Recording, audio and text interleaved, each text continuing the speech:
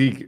Oh yeah, okay, we're looking. Yeah, we're okay. live. Oh, you have no idea how much of an issue it's been trying to get us to go live this time. We were digging away, poking buttons in the background. And it was like, no, you can't go live. No, you can't go live. But we're finally live. But it's Wednesday. We have to be live. Okay, we're off. Yes, if everyone could make sure to let us know that you can hear and see us, we would really appreciate it. Just to be sure. Looks like we're good on Twitch. Good. YouTube, if y'all could make some indication that you're live, that we're live, that we're all not imagining this experience. That would be great. It's been quite a while since we've come along for a Wednesday, so we're not entirely sure if we're even here. No, it's all just a fever dream. Yeah, quite. But good. Andy, how are you doing? I'm doing really well. Very, very happy to be back for one of our Wednesday streams. It has been altogether too long since last we talked about TAMURKHAN, his marvelous brothers, and as we're going to be discussing today, how should we wrap up that entire tale? Yeah, and I'm super excited for this because I got to bust into PowerPoint for the first time since I was in high school ages ago. So that was a fun experience. I don't want to hear any crap from anyone in the audience about my PowerPoint skills. I realize that it is rudimentary and silly looking, but you know what? I did it, not you. So just enjoy it and shut up. I am not accepting criticism. I'm personally really looking forward to that bit. But in any event, why don't we go ahead and knock out the super chats that came in before we started, and then we can get going. Just a quick reminder, we will essentially just kind of tackle these in batches as we work our way through the kind of like presentation, the talking stuff, and that this stream is a culmination of the OG TAMURKHAN stream, which was a Sunday episode, and then the following 3 Wednesday episodes, which featured one per brother, which was not the original intent, but ended up working out really well that way. So thank you to Andy for figuring that out literally in the first 20% of the corn stream. It worked out really well.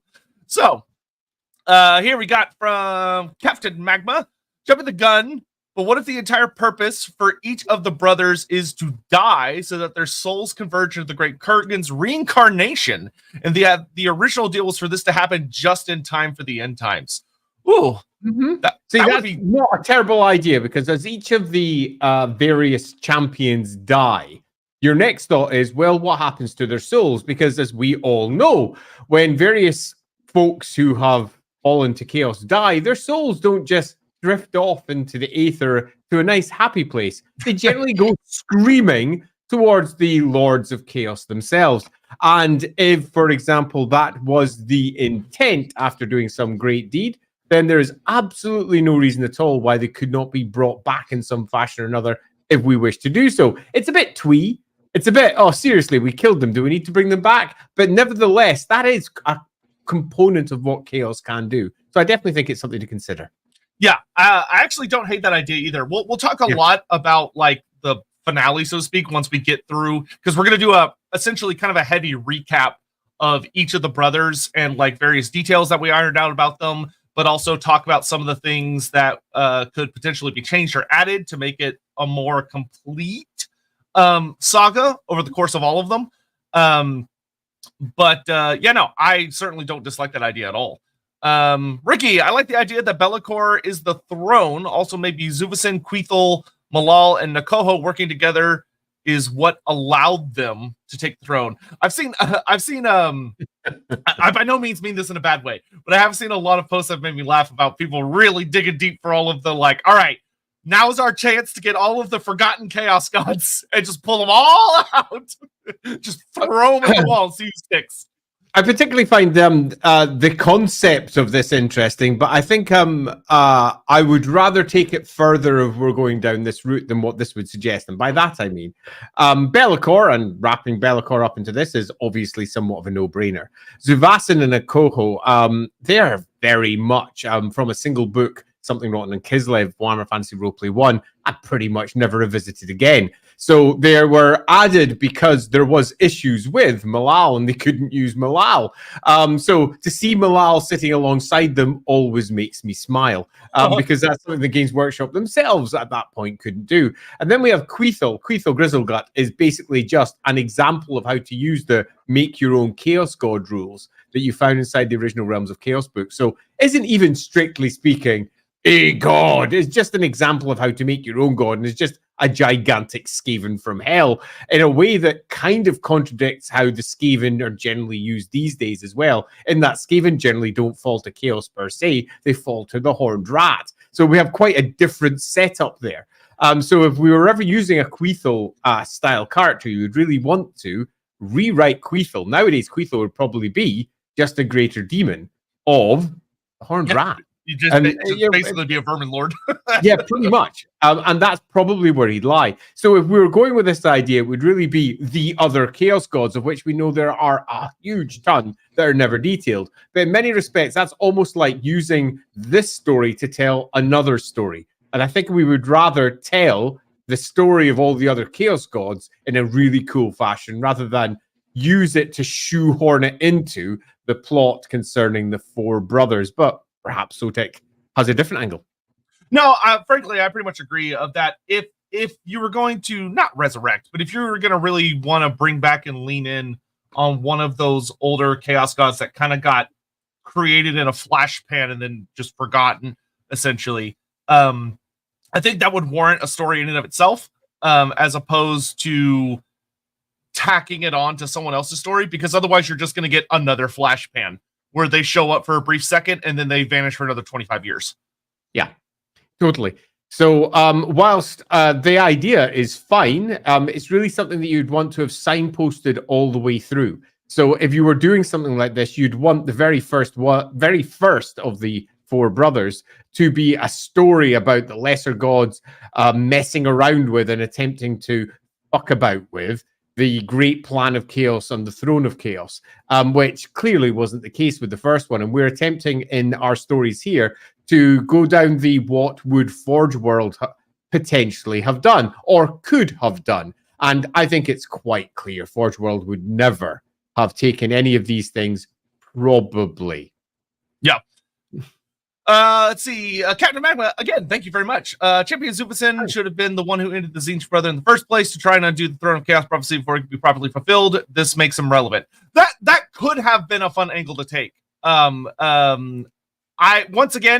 I feel like it, Zubicin especially, that so much feels like someone that you would want to build like a novel around, or a particular specialty story around, as opposed to just kind of like yeeting them into a story which is much more revolving around a rivalry between the great four powers.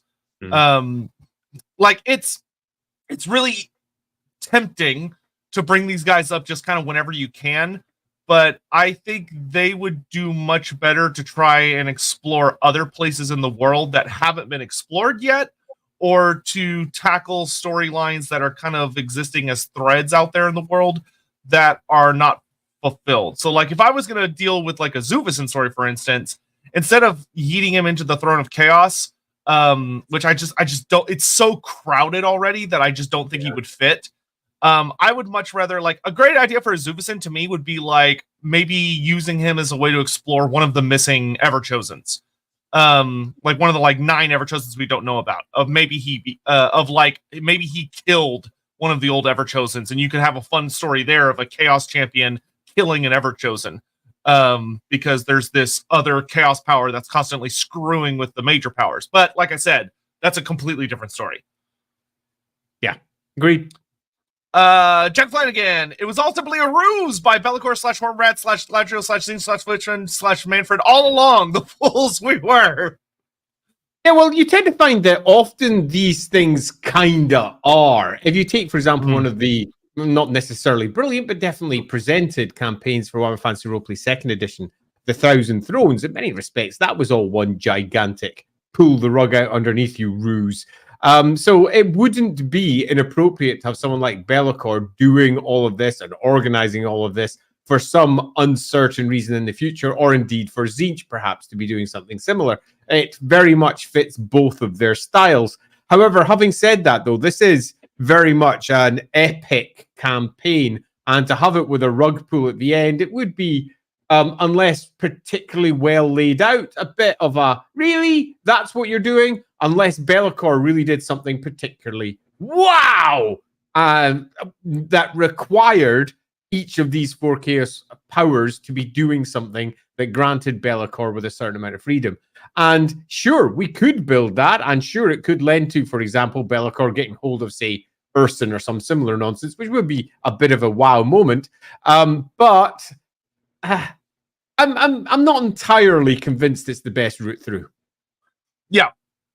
That being said, it is always funny to imply those characters being involved in some way or shape or form. Especially because if you want to be really cheeky, doing it in like a subtle cameo way where like someone that really knows the character will realize what's going on, but then you just don't elaborate further. You're just like, oh yeah, they're involved, but that's it. I always find particularly funny. Donoman, how do troglodytes fight their enemies? They go hawk to it and spit on that thing. God damn it. Get out, Donovan. You're not welcome here anymore. Sean Schultz, what is your favorite brother story you made? I have grown very, very I think for me, the Corn Brother is probably the one I enjoy the most, because it's such a unique take that makes so much sense for Corn, to the point where you look at it and go, why haven't we done this? Like, why hasn't a character like this been made for Corn? Like, it seems so painfully obvious. The other 2 brothers are great and awesome and really epic in their own ways, but like, when I look at them, I'm like, yeah, I've kind of seen characters that have similar vibes, whereas the Corn Brother just feels like there's nothing like him out there, even though there should be. Yeah, I mean, as I go over them all, and we're going to do that again through the course of this stream. So if you missed our earlier streams, do go watch them, but don't worry too much, because we've got quite a lot of cool to show you through the course of this stream. As I go over them all, what we've sort of done is we've taken each one of the chaos powers and an aspect of those chaos powers that don't necessarily get focused upon, because they often focus on different parts for all of the core miniature lines. So, for example, with Khorne, we went down a more engineering route. And we also went with the sort of man of war from the sea route, which we often don't get for Khorne in particular, even though there were some really nice models for those back in the day. So we very much went on something that had already been made and extrapolated what could be made from that. And then we look over towards Slaanesh. That one was actually interesting reading the comments about that one afterwards, because there were several folks going, this doesn't seem like Slaanesh at all, which struck me as quite interesting, because for me it felt exceedingly Slaanesh, right down to its very core. And the idea of this living altar that was being carted around really appealed to me. I thought that was a really nice end, particularly when eventually it tears itself free from the altar. And the pain that would come with that as its body is torn to shreds is all the bits that have been stacked up on top of it for the passing millennia or torn free or centuries or whatever. That just super Slaanesh, super lovely. Really liked that one where it landed, although the actual story that was built around that one I felt was somewhat weaker, because we spent a lot of time building on the Khorne story. So that story perhaps could have done with some embellishment. And then when we hit Tzeentch, you're then just left going, I don't know. How about I answer this question after? Because as I look at this one, and I'm like, then, oh, heck, there's a whole bunch I could say about Tzeentch too. I think afterwards would be the best bet. And perhaps through the course of the conversation here, your preferences will also change as we discuss each one out. Oh, yeah. I'm going to have fun opening a polls at the end of the stream to see what everybody's favorite brother story is. Donoman, on a more serious note, since TAMURKHAN'S name is based on Tamerlane, a.k.a. Timur the Lane, should the other brothers be named on other great conquerors of the Eurasian steppes? I suggest Agaratha for Tzeentch, the name coming from Aguda, who united the Jurchen tribes and conquered northern China in the 1100s to found the Jin dynasties, also called Emperor Taizu. I mean, I think that's an excellent foundation for coming up with the name. Agaratha doesn't sound bad at all. Any others. Yeah, totally. I have no strong preferences other than the rule of cool should win. Yep, but I think that is a really strong, fun basis to be like, all right, here's like a foundation that I can try and pull a name apart from. Nicholas Wyman, could the Siege Brothers predicament be because etheric portions of a soul did become a demon, but what remains is a bit like a vampire without it? So that I feel is a little similar to what we ended up doing with the Slanesh brother, where parts of the Slanesh brother, which we'll talk about in the story, of that part of the Slanesh brother's soul, that that full composite of his soul got snatched away by Slanesh, which kind of damns him to being stuck on a purely mortal coil. So that is a really significant part of the Slanesh story we tell. So yes, but for a different brother. Yeah, we've sort of played with the soul nonsense, and we want each one of the brothers to feel distinctive. So I would rather not retell the story with one of the other brothers, in the same way that we, for example, avoided any insect, maggoty, or indeed physical transformation one thing's into another core story plot lines for any of the brothers because of TAMURKHAN. Yep. Darius, thank you very much. Maybe we finally learned the truth of the Great Kurgan. He was, in fact, a warrior who fought against the ruinous powers, almost like a barbarian equivalent of the Emperor of Man or a Kurgan Sigmar. I will say that could be a fun twist on the story, is if you have the idea of someone that was a rival or enemy to the Chaos Powers and his children were stolen away as a form of revenge, as opposed to it actually Are you the Emperor? Being a fact. Yeah, I mean, there are fun ideas you can play around with in that. Still loading. To make a small comment on that, the story of the Great Kurgan potentially being resolved by the story we're telling here does make some sort of sense, because I think each one of these books, as they came out, would probably have another myth of the Great Kurgan near the birth of each one of these champions. And you could have the beginning sections for each one of these.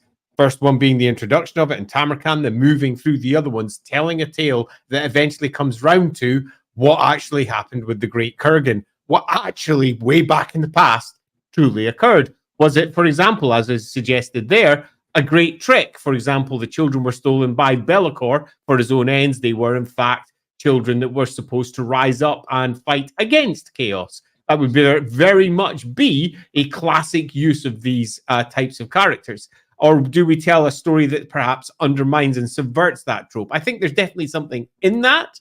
As to whether that should be what's done, I'm in two minds. What if Cornbro has a Shape of Water Fishman romance? You know, they say no there's no passion like like in general with chaos, just to make a broad and certainly not universal point. In general with chaos, when someone or something falls to chaos, you tend to find that becomes their obsession. That becomes the core component of their life, and it overrides almost everything that came before. Different authors have tackled this in different ways. If we go back to the very first iterations of chaos that came around during the Warhammer Fantasy Battle 3rd edition or Warhammer Fantasy Roleplay 1st edition, Chaos Warriors, those who were sworn to chaos, literally forgot their previous lives. Their previous lives became as of nothing. Everybody became a tool for the furtherment of the great chaos naughtiness that they were up to. So the idea of romance is almost so far away from what chaos represents that it would be almost a different tale. This would be the how are we going to subvert your standard chaos tales rather than necessarily how we're going to build a gigantic chaos campaign. This feels like more the idea of what you would try to examine with, say, a novel, where something goes in a way that nobody really expects, and you can examine a what-if situation. This doesn't feel like necessarily the best place for this style of story. But again, I'm open to anything. It would be funny, though. A good story. Yeah, if it tells a good story, you're open to anything. Darius, maybe to show how badass he is. Wait, show. Okay, you're still talking about the Great Kurgan. Maybe show how badass he ended up fighting Kraken Rock the Black or the Dragon Emperor. Maybe he's died ashamed of not being able to save the sons that he loved. There are definitely some ways you could, like Andy said, I think the fun way that I would handle the Great Kurgan, minus some stuff we'll talk about at the end, about how you could talk about the ending of a story, would be really leaning into that each book, when you're in the opening pages, you always get like a one-page spread about the Great Kurgan, and you get a completely different version of him in each book, where like each of his sons remembers him very differently. Which would make for a really fun thing, because then you're sitting there as a reader trying to suss out, well, which one's true. And I think what I would do as an author is not really confirm any of them, but kind of leave that as one of those mysteries about what kind of a father was he. Yeah, I strongly agree. Not answering that question is probably more powerful than providing an answer, unless the answer is directly related to the conclusion. If the answer actually is the conclusion, then sure, that's where we provide some form of answer. But if the Great Kurgan is broadly unimportant, other than providing the instigating motivation for each of these characters to pursue whatever it is they pursue, then in some respects, giving them a chaotic beginning, in that there is no certainty back there, and almost everything that they're pursuing, prophecy-wise or otherwise, could just be a great trick. And that being the case, if we do go with the trick conclusion, as in these poor folks are tricked, Be'lakor takes what he wants from it, or some other similar conclusion, then having them all with different stories supports that. It entirely gives you the idea that each one of these characters is basically grounded in lies. And that, I think, is a very strong way of reinforcing the potential of the outcome that we could go to with Be'lakor. In fact, that makes the story with Be'lakor stronger, because none of them are certainly the truth. Yeah. All right, and then we're gonna just knock out these last two ones real quick. Also, you see my Dynaman. You see my suggestion that Tzeentch brother could attack the High Elf colonies because he wants to bind Waystones to his ship, thus having already the dead elf souls to act as a shield, allowing his fleet to travel up the Dragon River to Wei Jin without being dragged to the Cathay afterlife. I think that is a really interesting idea. The idea that he used like shattered Waystone components to protect himself from the magics of the Spirit River. I think that would be an excellent screaming elven souls wrapping around this flying ship that's making its way up. That there's definitely potentially something in that. Yeah, I quite like that too. It provides a really cool piece of imagery. Mornington Crescent. I like the idea of the Tzeentch brothers standing apart, not by following destiny to win, but not to lose. They're the last to be discussed, as they took the longest path of grinding incremental successes instead of big wins. So one of the things that we talked about with him that I think makes for a fun story and also kind of allows him to do well as being the last one is the idea that we played around with, is that he was the first, technically, and that he did succeed, but he dies immediately afterwards. And he does not remember the fact that he already succeeded. That's the big reveal you get in like Act 3 of his story, is that he discovers that he already did succeed, which of course causes a whole can of worms as far as like what exactly is the Throne of Chaos and what does he do now when he learns that, like what is his reaction and how does he handle the information. And it allows you to have a really big surprise reveal at the end while still having like that final act of like insanity to have fun with. Yep, broadly agreed. And also potentially allows for the antagonist of series to have been the one who obviously was responsible for killing him, and then potentially responsible for whatever happens at the end. T'Pol says, in LAWhammer, to my understanding, Be'lakor fell because of the eventuality of the evil gods hating all those who didn't create them. What if the throne is Be'lakor trying to create the dark gods using, I'm assuming, timey-wimey shenanigans, as in he did try to create the four powers? So first, T'Pol, you've not quite got that right. I won't go into the LAWhammer version of all these things because it's telling a story with Be'lakor as well. But that's not quite how it goes out, but it's close. As to Throne being Be'lakor, there's just something that is intrinsically silly about that. Because it makes you think that Be'lakor is just a big chair. And you can't help it. In my lap, TAMURKHAN. Yeah, quite. Come and sit in my lap, kiddies, and that's just a little bit dodge in and of itself. So whilst I think the general concept of, metaphorically speaking, Be'lakor is this, works as potentially a fun story twist, when you actually just take it out and you try to summarize it and you go, Be'lakor is the throne, it sounds silly. Because you just, as I say, think of him as a chair. So I would only go with that route if it was a really cool story that made sense within everything else. But if it doesn't, I would probably suggest not making someone a literal chair is probably a good idea. Fair enough. Fair enough. What are your thoughts about the last part about Be'lakor? This being Be'lakor's trying to create the four powers or use this to subvert their creation in some way. I definitely think there potentially be something in that. It sounds very much Be'lakor to me. Yep. Yeah, Be'lakor does like his time shenanigans. He does. Captain Magma. TAMURKHAN views him as loving due to Nurgle being a loving grandfather paternal figure. Cornbro views him as abusive. Zinchbro views him as a trickster who sold their souls. Slashbro is kind of difficult in my opinion. I mean, Worship. Worship, would be that the Great Kurgan is like a god in human form, or perfect, absolutely perfect.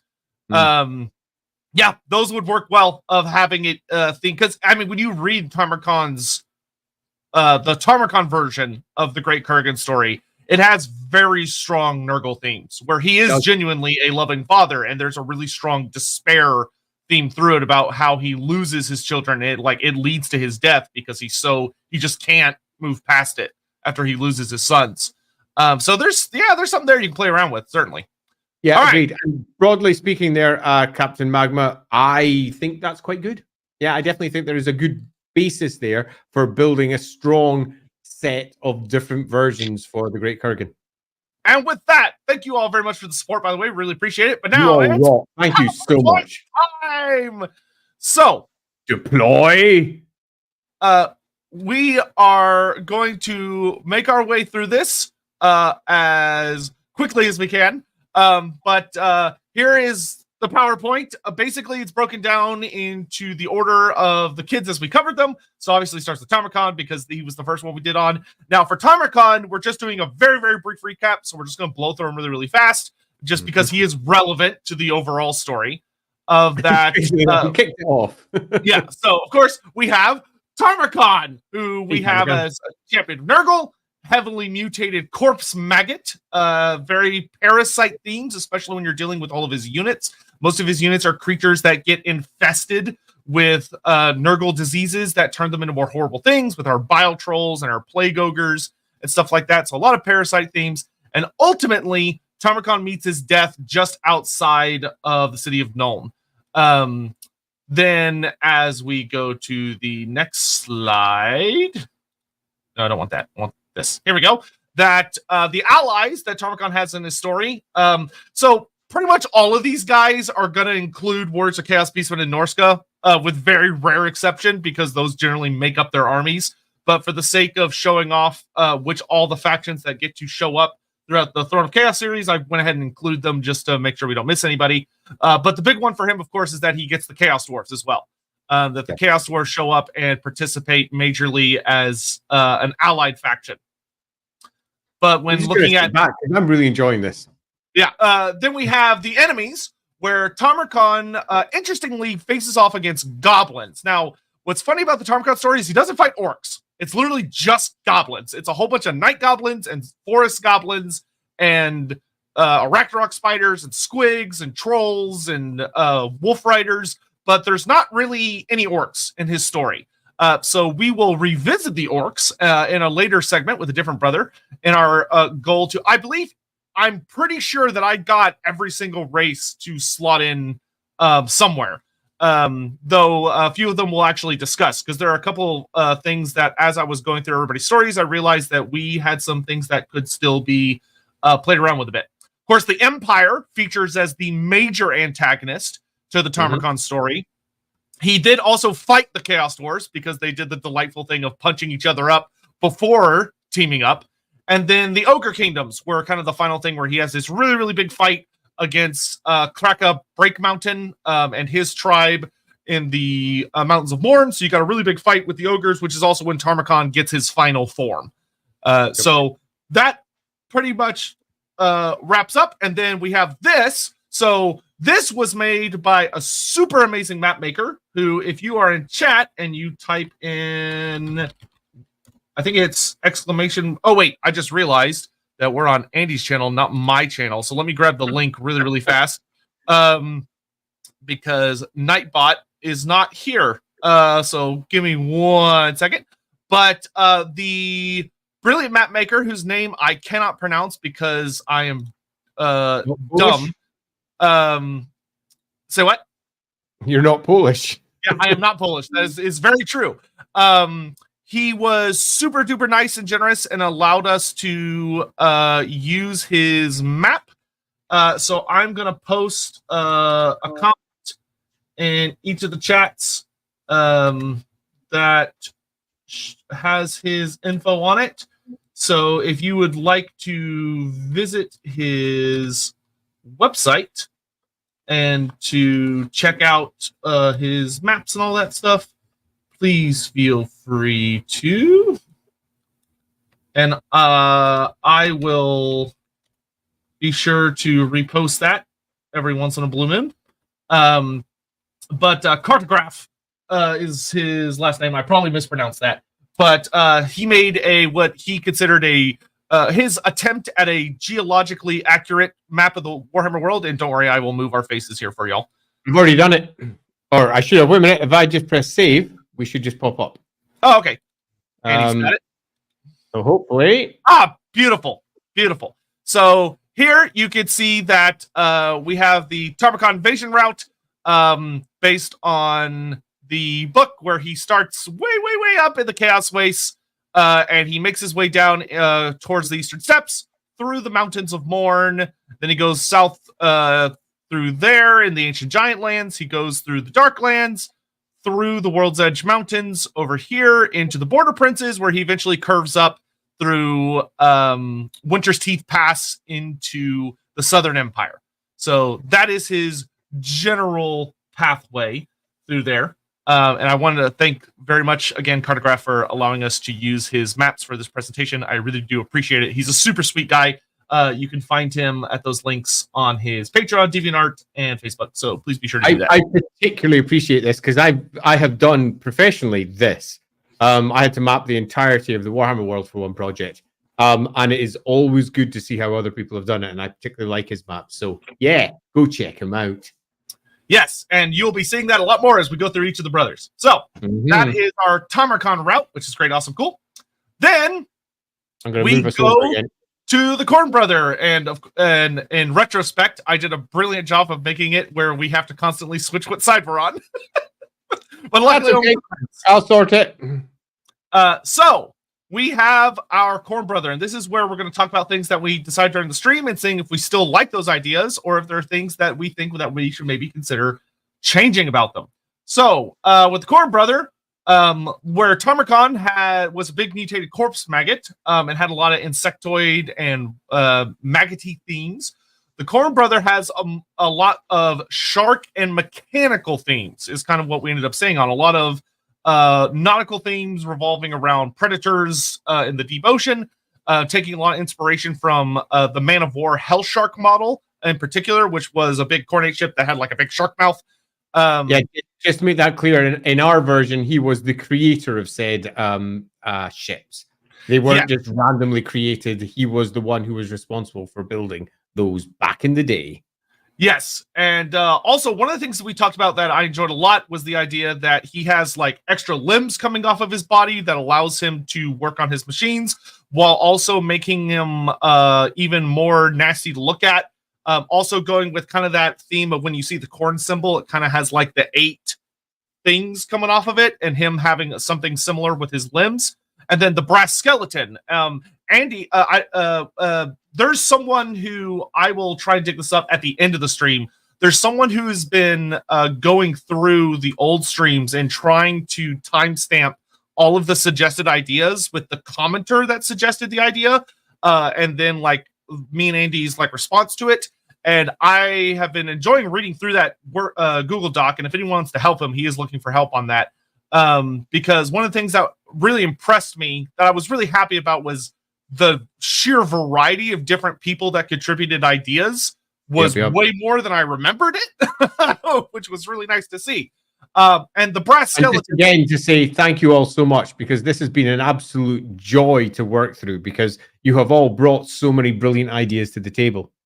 Yeah. Oh, yeah. So much better, frankly, and more fun than if it had just been like, just me and Andy just sitting there. Especially because the vast majority of all the ideas literally came from different random chatters, which is fantastic. Yep. So one of the things that came up was the brass skeleton, of the idea that the Khorne brother, his skeleton is literally made out of brass, which is, as a soft and malleable metal, means that his bones are not, they are tough in some ways, but they bend easily, they break easily, but he's able to literally mend himself back together. So he has like this agonizing form of regeneration where he can put himself back together from almost any wound given enough time, but his bones are a lot more vulnerable, which is great. Then we have another one that I really enjoyed, is that he has gills, but where most people have gills that allow them to breathe through water, his allow him to breathe through blood. But in order to breathe as he's walking around land, he is bleeding constantly from these gills. He has blood always gushing down the front of his body, which allows him to breathe. In addition to giving him a really just gnarly visual design, which is super duper awesome. We also talked about that he is the weakest physically of the TAMURKHAN brothers. So if you were dealing with just pure combat stats, or just and looking at a story compared to other Chaos champions, that he is significantly weaker than you would think the Khorne brother would be, where everyone's expecting this hulking berserker god, this Conan who's just going to kick ass and chew bubblegum. That is not what this brother is about. However, he is much tougher than he appears to be, mainly because of the regeneration factor. That he is able to put himself back together almost like someone repairing a machine, which allows him to be deceptively hard to kill. That way he's not just a pushover.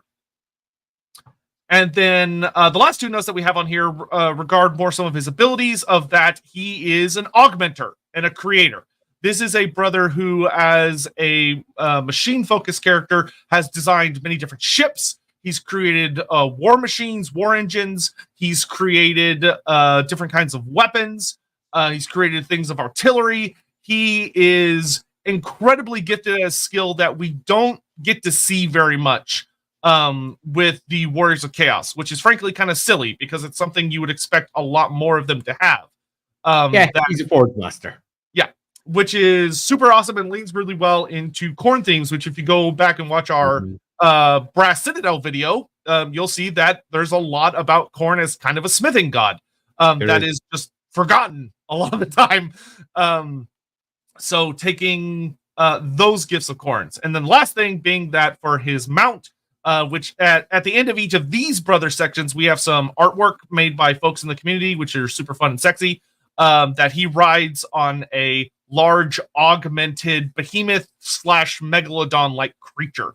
Behemoths being a really famous Warhammer Fantasy monster that's kind of like a narwhal whale shark thing, whereas a megalodon is just a big fucking shark. Yeah. Again, both of those were originally dropped into Manowar, the ship game from like 1992. So very old game. Yes, but and also that works really well for itself, of giving him some fun tie-in themes to a really beloved game, because a lot of people love Man of War. Yeah, Man of War was a great game back in the day. Yep. Also had a surprisingly good video game. Really difficult, but really fun. All right, so various other aspects that we talked about with him, of that for where TAMURKHAN followed the prophecy of the Throne of Chaos being a specific place that he needed to get to unleash some kind of horrible ruin. The Khorne brother comes to an understanding that he believes that the Throne of Chaos has to be made. It's not simply something that you can just claim by slaughtering a city full of people and dedicating it to the dark gods. It is a physical construction that needs to be built. And that obsession is what eventually leads him on his journey. One of the things that got brought up and suggested in the stream that we really enjoyed a lot was the idea that he has spent millennia being abused by people that are bigger than him. Chaos Lords that have used him as a Forge Master, but under the threat of pain and suffering, as opposed to, rewarding him because he's genuinely been doing a good job. And the TAMURKHAN story for him is basically begins when he kind of snaps and decides to finally claim leadership for himself and make his move, and leads to him unleashing like a big old nasty invasion. Some aspects that we also really, really enjoyed was that when TAMURKHAN has a lot of these themes of parasites when it comes to his troops, to taking creatures that fight against him and infecting them with the diseases of Nurgle to transform them into more debased, horrible versions of themselves. What this brother does is he takes troops and monsters and he improves them. He adds things to them to make them better, adding mechanical components and blessings of Khorne to raise them up, and make them into something more powerful, but also, if you're probably looking at the story from a distance, lesser in some ways. And then we have the utilizes blood for oil. This was a thing that came up in the stream that me and Andy loved, that he quite literally is able, with the blessings of Khorne, to make his great machines work by using blood.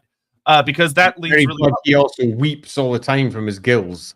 Yeah, works great for that, and also helps him really cement in that Khorne theme of that he has to cause mass slaughter. And while the skulls are for Khorne, the blood, which flows in Khorne's name, he actively uses to keep his armada on the move, and also inform some of his decisions. One of the things that was really cool about this is that means that when he goes into the Great Ocean, he causes this horrible devastation of that he literally leaves like this big trail of carnage and blood behind him as he goes. Just to add to that, that was actually our initial instigating point wasn't so much that he just decided to go off and have a campaign.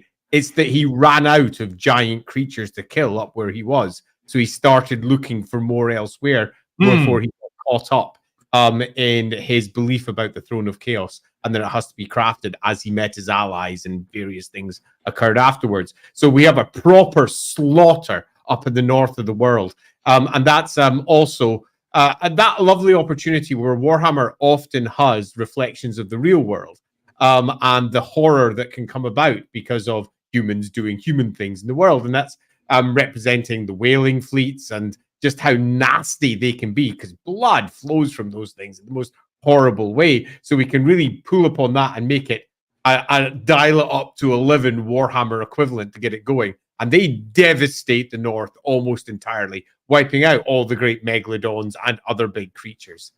Yep. And then coming down to some other just kind of notes about his campaign experience, that one of the things that made sense with the whole concept of the blood for oil is it adds a really nice flair for his essentially act 2-ish, really, where he starts to struggle, of that when he tries to cross the land of the dead, he's trying to cross this hot desert and he has to move across this large landmass. He has to literally convert his armada into more of like a Mad Max style horrible panoply of monsters, but that the blood is running dry. As he's fighting against the Tomb Kings, they're dealing with the issue of Tomb Kings don't bleed. There's no more blood. So he's having to bleed his own troops. He's having to literally kill portions of its own army to keep it moving, until he gets to the finale for Act 3, where he gets some, last minute reinforcements and then goes on to the great fight. But this adds a really great dilemma for him as a character, just like how we see TAMURKHAN really, really struggles in certain parts of his story. And then the last note for this particular slide is that this brother meets his death after he successfully makes his greatest creation, because another creation of his ends up killing him, which was a really fun idea, is that he creates the entity of his own undoing, where he augments another chaos champion that used to be a rival of his, the person that is like his boss or who's abusing him at the start of the story. And he's lording over this person and using them the entire way through the tale. And then at the end, this being ends up stabbing him in the back. Almost being whence the blood flows. Yeah, because it is he made a perfect Khornate creation, and that ends up being what dooms him in the end, especially because in his arrogance he's not paying attention to it. He thinks he's a master of it, and he's really not. Here we have some really fun notes about some major aspects of things that can happen in his story. So we talked about that his army focuses really heavily on nautical and mechanical units. That's his major theme, where TAMURKHAN was dealing more with like diseased and kind of like big stompy monsters, or like very monstrous infantry type themes. Here we have a big focus on nautical and mechanical. Also, some major opponents that he could face off against that would allow for kind of the big fights is that in his big final battle, we have him face off against a really big second generation Slaanesh Mage Priest. Like one of the big bad Slaanesh of, there are only 5 second generations left in the world, and he ends up going up against one of them. And as we talked about in that stream, ends up beating it, ends up killing it, really cementing him as, oh, this guy is nasty. This is bad shit. We also have, of course, that he will fight off against a really big bad Tomb King. There are a lot of really fun options you could do. When doing this stream, one of the things that is really difficult to resist, but I think is important to resist, is that you don't want to put them up against characters that already have rules, or like models and stuff, because the fun of TAMURKHAN is you're showing off new characters and things. So having him go up against a big bad Tomb King, it could be like a really powerful Lich High Priest, it could be a powerful Tomb King or Tomb Queen, but you want it to be somebody new, somebody different, that we've either maybe heard only whispers about, or just someone completely new. That way you get to make a brand new model with new interpretations and new examinations of a faction. And then something that I actually added, which I'll talk about when we get to the map a bit more, is that I think it's good for him to face off against a big bad Dwarf Lord. Because as we actually I was going through, the dwarves were one of the factions that did not show up in our initial talks through the various streams, but the Khorne brother actually has a perfect opportunity to deal with the dwarves as he enters into the World's Edge Mountains, and causes like a whole bunch of problems, and he comes out on the other side, and the dwarves have a couple opportunities to show up and be a fun antagonist for him, whereas they don't really have a place in any of the other stories. Whilst I agree with that, I would suggest it makes that section of the story too heavy. It would have to be a little bit like the goblins. It's a thing you pass through rather than necessarily being something that provides much in the way of heavy focus, because it would be a toughie to include that and not make it feel like it was being wedged in. Okay, dwarves would definitely be more of a cameo faction, similar to like what we'll do with the greenskins. And then we talked about converts his navy to an insane ground force once he arrives in the old world, which is fun and allows him for some other things. Successfully constructs the throne using Old One technology, which is kind of the big final scene and would allow an artist to make a crazy piece of artwork.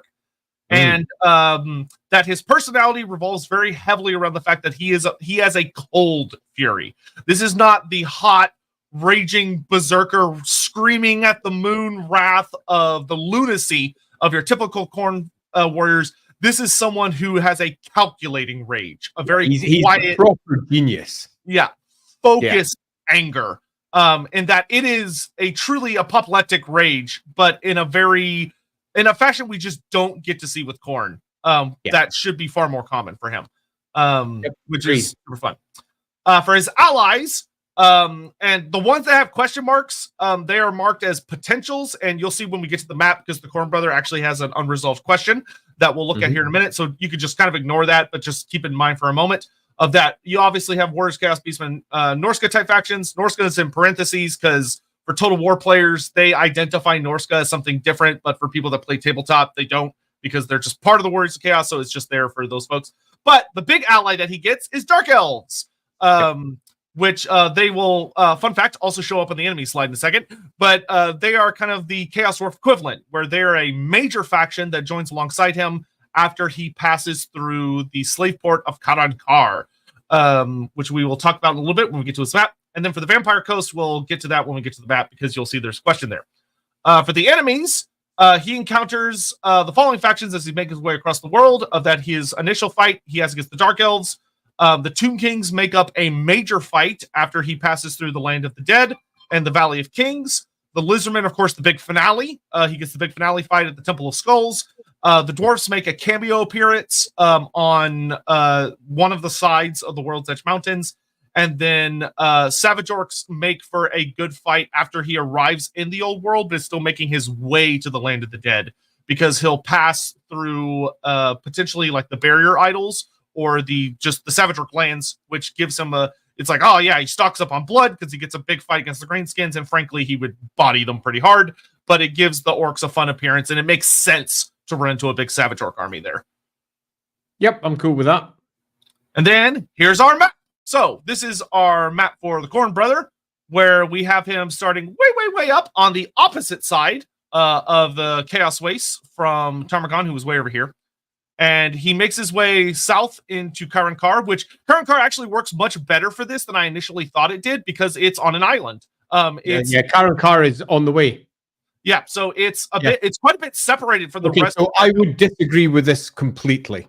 Interesting. Okay. Yeah, completely. I would have him starting in the Sea of Chaos above Albion and sinking all of the northern monsters up there. So rather than up in the Realm of Chaos per se, he's starting in the Sea of Chaos and then hiking over to Naggaroth for the many reasons that we suggested, because of all of the dragons that they had turning up the ocean there, and they're looking for more. There is an obvious route over directly from there. So I'd start it in a different place and then end it in pretty much the same place where you moved to. And then the biggest issue that we have moving past that is how to avoid the biggest naval fleet in the world, which is the High Elves, who will body them, utterly body them. So that's where the Dark Elves come in, because they provide them with the route through and also get rid of the Khorne army that's coming down. They make their deals, they provide the blood, they help them along, and that's where we can then get ourselves a really fun route which completely avoids Ulthuan. So I would definitely go out of the general routes of the two with the southern route, which also, coincidentally, allows us to then potentially add our Vampire Coast along the way. Yeah, I really, really love that. Yeah, because the Vampire Coast being right here, so super duper close, so they would be passing through their waters, to be very blunt. Quite. And and the choice is Vampire Coast waters or High Elves. They avoid the High Elves entirely. So I would skirt the orange line that we have ahead there, far more deep into the Gulf and close to the Sea of Serpents, and then deep into the Vampire Coastlands, where we can have potentially sea skirmishes there that eventually arrive with potential allies or potentially not. It could just be some skirmishes to allow the Vampire Coast to be mentioned, and then we can then skirt from there and take our shortest route almost over towards the Southland / Araby area. Yeah, you know, I like that as well, because that would work so much better of following along the coastline to like Andy said, stay further away from Ulthuan. And like when you're moving large fleets across the ocean, generally you want to stick vaguely close to land, as opposed to just wandering out into the big ocean itself that just invites more unnecessary dangers.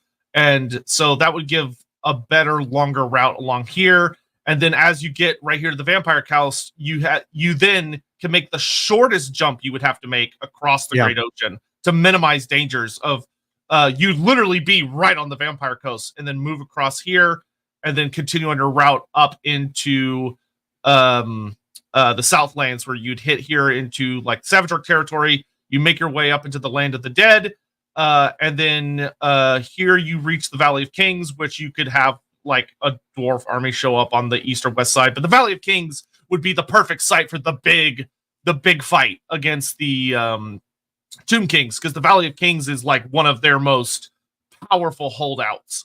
Because it's just like full of living statues that patrol, and it also gives you like your big epic fight of big horrible cornate mechanical creatures and sea monsters versus giant Tomb King constructs. Which would also allow for the Tomb King character to more likely to be like a Lich High Priest character or like a great powerful Necrotect, instead of just being a standard Tomb King, because it's someone that works with and animates the statues, which would allow for a really fun new character. More of an Imhotep character. Yeah. And then the great builder rather than, and that also to a degree reflects our Khornate character, where our Khornate character is an engineer. We can have the engineer versus the builder. Mm-hmm. Yeah, and then as you pop out here by the city of, I believe, Rasetra, you make your way south. and then you enter the Southlands jungles into the Kingdom of Beasts, which finally takes you to the Temple of Skulls for the grand finale. Yeah. So from there we go. So yeah, I agree 100% with everything Andy said. Starting the Sea of Chaos makes so much more sense, and allows for that really early like I love the idea that you open the book, you just get slapped in the face with Man of War on like the first page of like boom big naval battle, which is really fun. All right, so then here we have a zoomed in map that shows the two brothers' pathways side by side. So obviously with the Khorne brother, we talked about that he would go further. So he would start up here in the Sea of Chaos, which I also like that so much because then we don't have a mirror start of them both starting in the Realm of Chaos. So that works much, much better. So you start up here and then you wander your way north, smack the island, and then you come up all the way around here. So that works really, really well. So you can see that their paths would actually be further apart than the red line because they'd be following closer to the orange line, which is really fun and great. So here we have some artwork by various members of the community, which we will probably want to be in the top left because I'm just going to keep forcing Andy. Let me just Andy organize that while you're doing the PowerPoint side of things. Yeah, Andy's. Okay. I'm going to force Andy to play ping pong with throwing us around. I'm doing that as we're you're going, so just you carry on. Yeah, so we have this piece here by Lord Toady, who's got his representation of the TAMURKHAN brother here, which you can see with the mechanical arms. He's got some notations of the gills here, and he's got like half of his skull is sticking out, which is super fun. And then his Hell Shark model, which is this horrifying shark creature with like mechanical appendages and buzzsaw hands, which I absolutely love the buzzsaw hands so much. So thank you, Lord Toady, for that. We appreciate it very much. Here we have a mini suggestion idea by Mad GT123, showing off a creature that could theoretically be the brother, but could also theoretically be one of his augmented henchmen, so like one of the major characters, maybe the creature that backstabs him in the end, being a horrible shark mecha man hybrid, which here you can see it's an alternate version of the mini where it has like the original guy's head sticking out versus this. He said that he made this mini mostly using elements of the most recently released new Skaven monster, but obviously used his Photoshop skills to change around bits of the creature to give it a more cornate theme with like shark bits and all those things, which is really, really fun.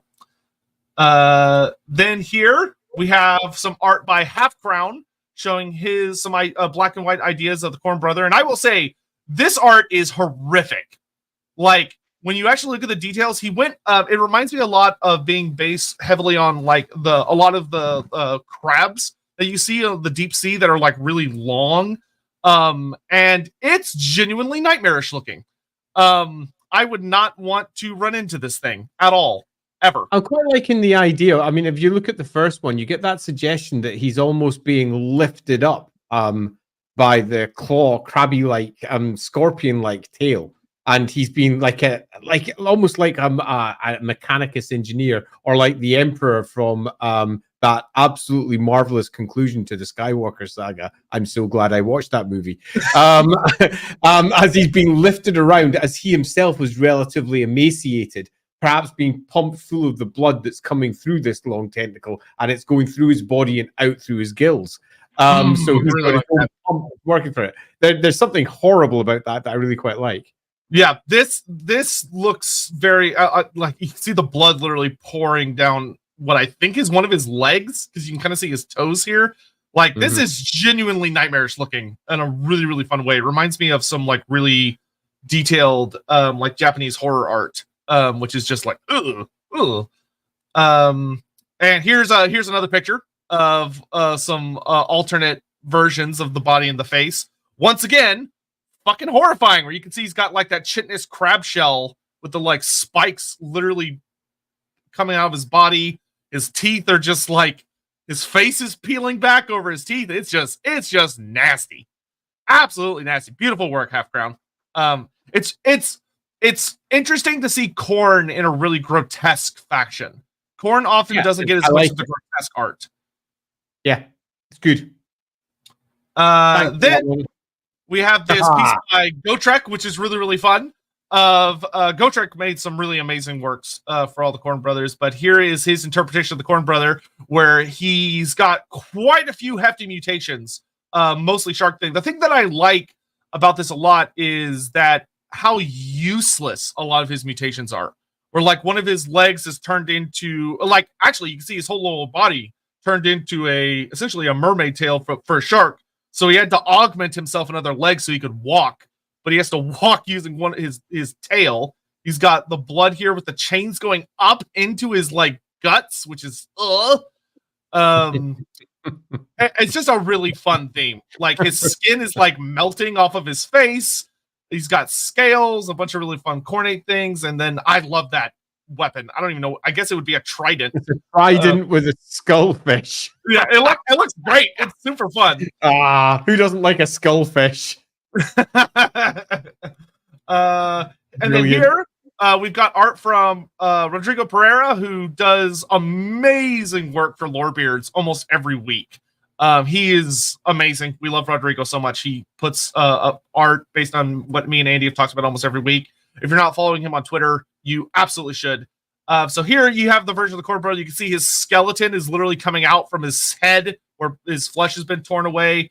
And his version of the Hell Shark is insane. It's literally vomiting blood as a weapon to like take down this stegodon. It's got a big old brass scorpion tail that's impaled a saurus. Like, it's such a cool action shot. I particularly like the creature here, because the whole concept of a giant mutated fucked up shark that's been torn apart and the Khorne brother takes pity on, which was part of the original story for this. It's a bit silly, and the idea of it being mechanicaled up is also a bit silly. And it's very easy to just lapse into that silliness, but this is truly horrific, and also allows him to do something that is perhaps not immediately obvious with all the ideas that we had at the time, but needs to be taken into account. And that's get out of the water and continue scuttling across the desert as they go Mad Max style across the desert. It fulfills both parts of the brief, so to speak. So yeah, pretty cool. Love that. Yeah, I also love that it pays a really nice homage to like the old big brass scorpion model from 40K Khorne, which like a lot of, if Khorne really should have a lot of these mechanical elements, almost give them like a futuristic thing. Like when you look at like the Juggernauts or the Skull Crushers, where they're riding like little mecha rhinos. And if you even read the description for the Bloodletters as well, with their skin like literally boiling metal, they're all of the demons of Khorne have got this aspect of mechanical details underlying them.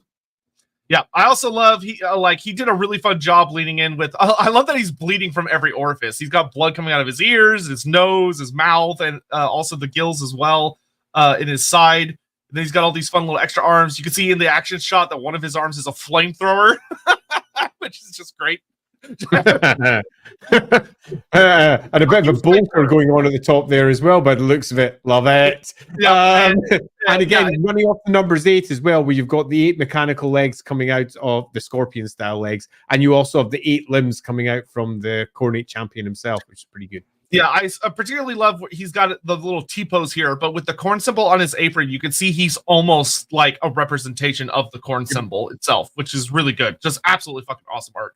Love all the spikes. I love how I love everyone that did art of this is everyone did a phenomenal job. I love how unpleasant everyone made this guy. Like, he doesn't look threatening and scary in the sense of that he's like, oh, he's super buff, or like he's like, he looks like he could be physically more threatening. It's just how crippled he looks in like a really unsettling way. Everyone did absolutely phenomenal, beautiful job with all these arts. It's lovely seeing how they all took the brass bones aspect of it and displayed that in different ways too. So yeah, thanks so much for those. Yep. Thank you all very much. We appreciate that. So that is the end of the Khorne brother. So why don't we? We should probably stop there for our super chats. Yes. Yep. Let's get caught up on some super chat stuff. And and the Khorne brother, funny enough, is like TAMURKHAN, we actually don't need to spend that much time on, because for whatever reason, we were actually able to tell a really fun story with him in that stream. The other 2 brothers thing we're going to spend a little more time on. But all right, let's get caught up on some super chat stuff here. So we were here. Ricky Chapman.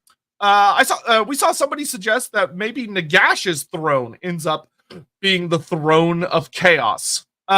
So I'll admit that for me, this kind of falls under the same trap as like Zuvison and the others, where it would kind of feel like Nagash was coming out of like absolute left field with a steel chair for no reason other than like, oh look, it's Nagash.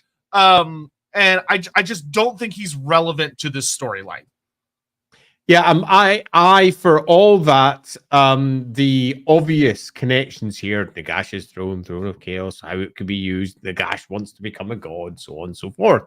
All of it sort of makes sense. I think it is a temptation that goes too far because we would end up weakening the core story here, because any story that Nagash enters, Nagash dominates completely. Nagash is such an impressive figure that the second Nagash arises, it makes all of the rest of them look a little bit small. And when we already have potentially someone like, well, our good old Chaos buddy from the north dropping in to say hi, we don't really need to add another godlike entity to the mix. So as much as I think that this is potentially a fun alternative, I would leave this for stories that you'd like to build yourself. I don't think it would work best for the story that we're building here, particularly because we already have a big godlike figure popping in, probably. Yeah, Nagash, I think there are plenty of great stories you could tell about Nagash in the modern age. That could be a lot of fun. But they should revolve around undead and Nagash, not like this. And what Nagash's primary goal is, which is to ascend as well. Yep.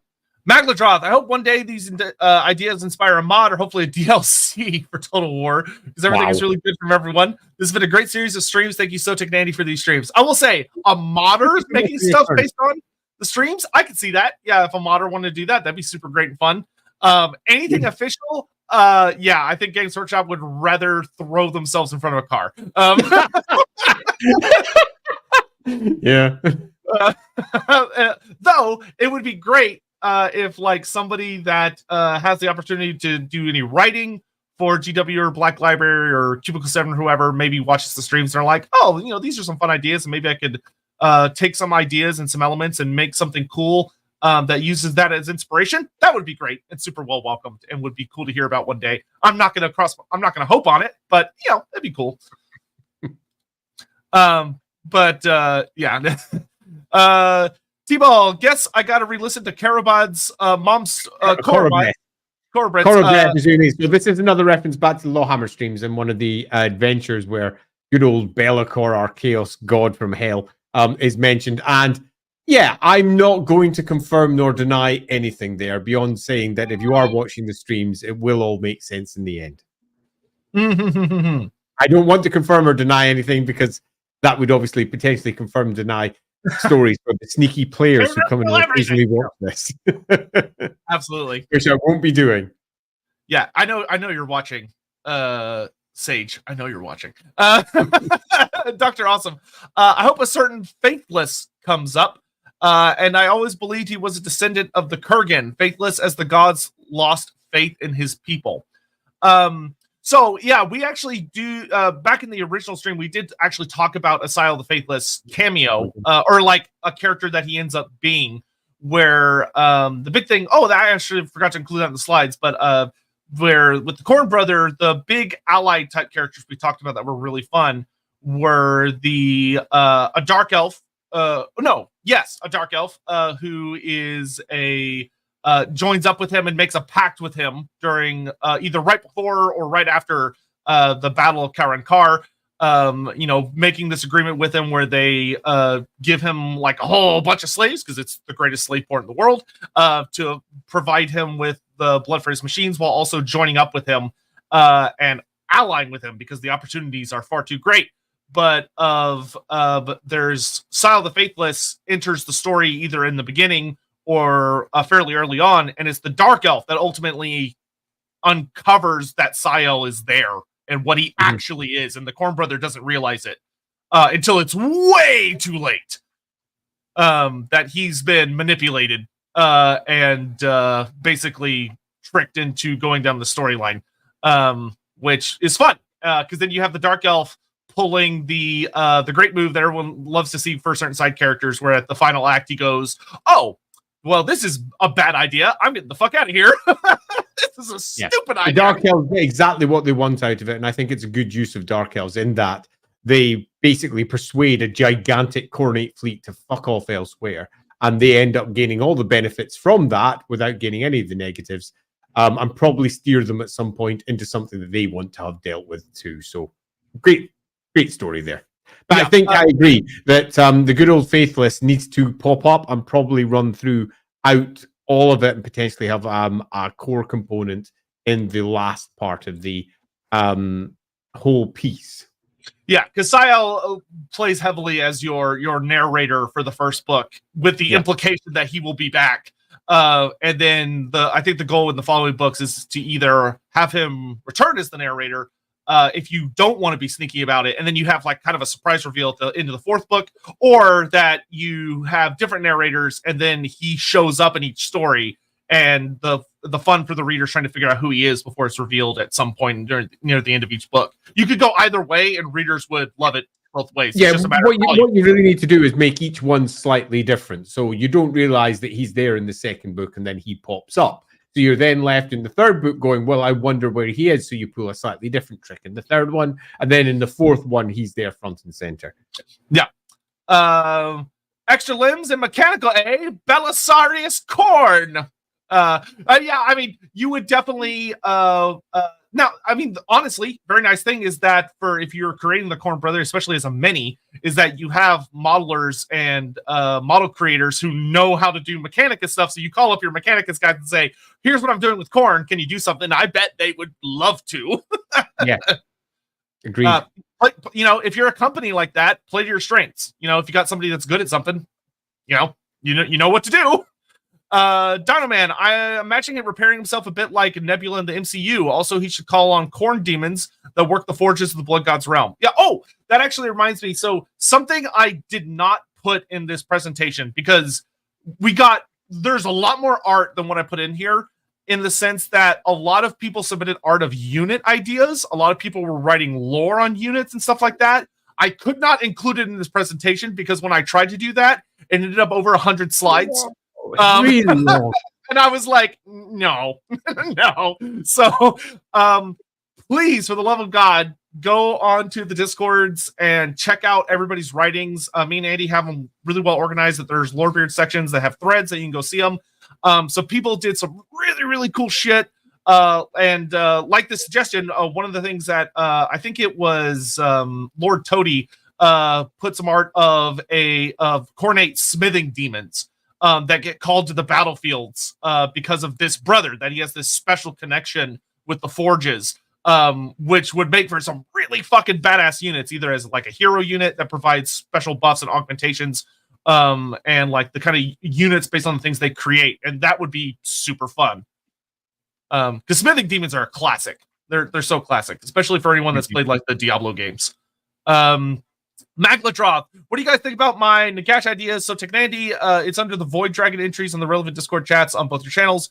I hope it's a good alternative to the Be'lakor ideas. So I think I've read a lot of y'all's stuff, including this, and it makes for a really fun, great tale, but I think it's better adapted into its own story as opposed to tacking it onto this one, where I think it's going to lessen the value of the story for both versions. Like, it lessens the Throne of Chaos storyline, and it also lessens what you could do with the Nagash storyline, instead of the two of them working together to make something better, if that makes sense.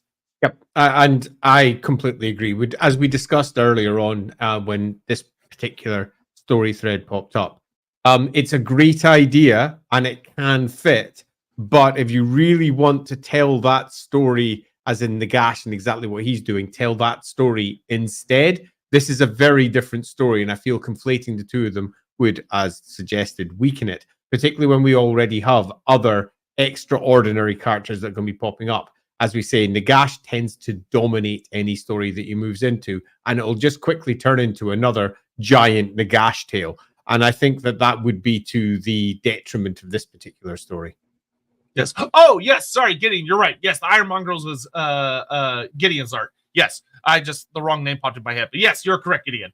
And make sure to check out Gideon's art. Yeah, Gideon put an insane amount of art. Poor Gideon worked his ass off making so much cool unit art, and it's brilliant. It's absolutely gorgeous. I'll be throwing a lot of them on Twitter and stuff at the very bare minimum. Biofoot, once more with feeling Fishman. Don't worry, Biofoot. I did include a Fishman joke in here just for you. Somewhere in this PowerPoint presentation, there will be Fishman. I promise. Jonathan Scott, how about the Throne of Chaos was the focal point of the ritual Be'lakor attempted to gain godhood using, but it was sabotaged and ended up trapping him instead. There's something there. The story there appears to be something along the lines of Be'lakor is trapped somewhere yet again, because that is Be'lakor's shtick. Be'lakor gets trapped because the other Chaos gods are fucking terrified of him and wish to weaken him. And the eventual rise to the throne would be the unleashing and freeing of Be'lakor. I like it as a tale, and I don't think it's a bad idea. But it is sort of the tale that's been told with Be'lakor multiple times. And it would be nice if we're using Be'lakor to tell a tale where Be'lakor is actually doing something on the outside of a giant trap rather than being on the inside of one yet again. Yeah, and we'll talk about this with the Slash Brother, where I actually think having Be'lakor be central to the story, I'm great with and like the idea of. But I like much more the idea that Be'lakor is an active participant who is interfering with the story, as opposed to the story was always about him, so to speak. Because that tends to be how he's used, is that it's like, oh, it was Be'lakor. It was Be'lakor all along. Yeah. Whereas with the Slash Brother, the idea that Be'lakor is more of an inciting incident for one of the brothers and has a major component in manipulation of one of the brothers, I think works well. I still think it's fine to tie in the Throne of Chaos to him in some way, but I would not want to pull the typical, like, oh, it's about Be'lakor escaping to become a god again. Because he's done that like 8 times at this point.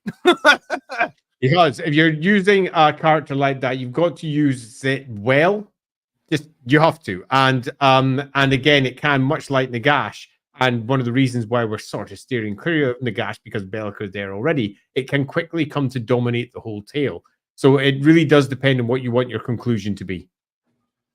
Jonathan Scott says, Siege Brother forgot that he sabotaged the throne and is manipulated by false prophecy into taking Be'lakor's place, therefore releasing him for the end times. Again, something potentially in that. Yeah, so there's something in that. I like that's a nice different angle on it that I do like, of the idea of that someone has to be in Be'lakor's prison. And the idea of someone getting tricked into it so that Be'lakor is then free to do the things that he goes on later to do. Yeah, I could see that working. Yeah, I can see that working. It's not necessarily the tale that I would choose to take, particularly given what we've done with Be'lakor and Slaanesh, and the Slaanesh brother, and exactly how that's being impacted there, where we are left with probably a free Be'lakor already. So I'm not entirely sure that's the best use of it. If you're wanting to do that, but I reckon you could, with a bit of twisting and thinking, make that work if you wanted to. All right, Captain Magma says, I would argue that Sail the Faithless is someone that could easily be a Nakoho plan into the story. Zubison wouldn't work, but I think there's definitely one path that could work. So this would be a good way to include a cameo for so leaving hints for people that know to go, I see what you're doing there, as opposed to screaming it into the wind. To be like, this character has returned because I like this character. Deal with it. Of having a more subtle impact, a more subtle theme that there is a power that likes Sail the Faithless, something that is a benefactor of his from the shadows. I would be very subtle about it, though. I would probably not make a big fuss over it. So having Sail the Faithless be working for another Chaos God that wishes to undermine the 4 great powers and their arguments that they're working towards with these 4 brothers works. I mean, it does. It works as a story. And having Sail the Faithless be both the one that pushes, undermines, and then breaks parts of those stories, that also kind of works. Again, though, when I look at this as the overall, what are we doing here? you are left with, so what does Sal the Faithless represent? What's the point of him? What is he doing? What does this god that's supporting him also do? Why? What's the point? Why are they trying to stop it? Why are we even doing this in the first place? And ultimately understanding what the Throne of Chaos is and exactly what it's going to do and how the conclusion works will answer this in turn, because the second you know what something is, you can then say who doesn't want that to occur. And then Sal the Faithless and its particular impact upon that story will make more sense, and exactly what it's working for or isn't will also make more sense. So I don't think you can really answer this until you've answered what's the point of the whole campaign. Yeah, I will say it's like it's certainly possible. We're just not there yet. Yeah. I will say that if you do go that route, probably the fun way to do it would be that, like, and you get a lot of side blurbs, like these little side text boxes in the TAMURKHAN books. And you could have like a side text box in the last book that talks about Nakoho, and that there are people that like kind of explains what he is a little bit. And then you have the idea that in universe, there are some that believe that Sile the Faithless might have him as a patron or had formed a pact with him. You don't confirm it. You just allow it to kind of float out there as an idea. And that would also allow you to have like I mean, in the Corn book, for example, just to stick with where we are on it, you could very easily have the outing of Sile for being what it is, and then Sile fleeing, and then finding some weird shrines to some deity that they don't know what it is, and being very confused about the whole affair. And then adding some weirdness to that. That would all work pretty well. And again, you're neither confirming nor certainly stating anything, but you're definitely hinting at all the cool stuff that all of us like to see every once in a while. Now, Darius Rose, building a Warriors of Chaos army. In terms of numbers, how rare are Chaos Warriors army-wise? Is a Chaos Horde mostly made up of Marauders, or are there some hordes that have legions of Chaos Warriors among them?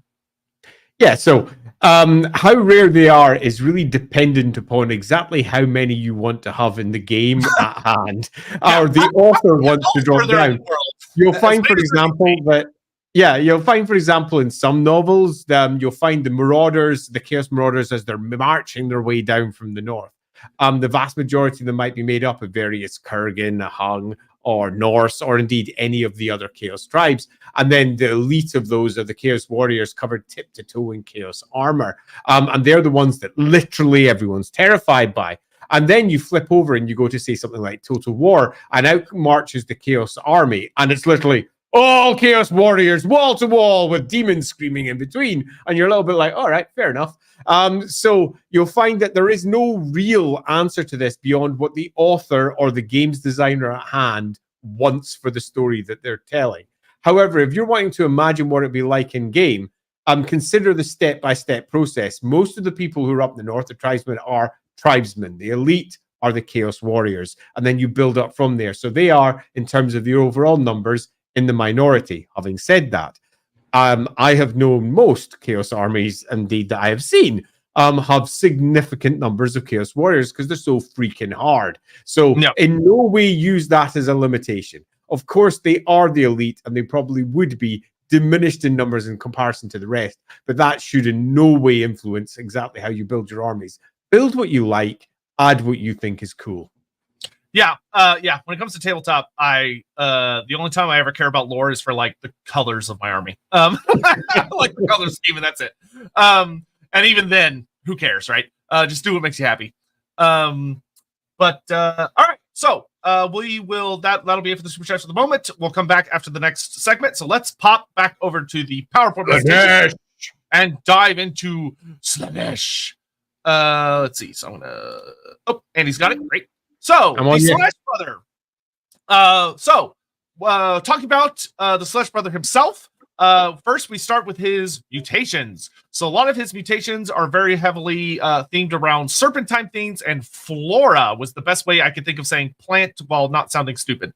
So even though it itself sounds stupid, but a lot of plant-like themes in the form of vines, or the fact that we see down here of that he has like pheromones, so like he could have openings that kind of release spores, or these like forms of gases or scents around his body, and he's quite looks almost grown into his throne. Like him and it are the same because he's been sitting in it. You know, you've always seen those jokes in various comedy shows or dark horror themes or comedy horrors where someone sits on a couch for so long that their flesh starts to like meld into it.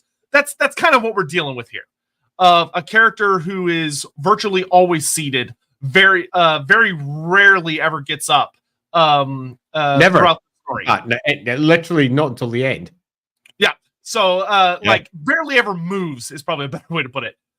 Very powerful wizard. So of the brothers we created, he is the most powerful when it comes to being a caster, which A, works really well with the fact that he doesn't move very much, and B, is a bit of a subversion in a really fun way, where a lot of people would expect Zinch to be the most powerful caster, but no, in this case, it's Slaanesh, the perfectionist.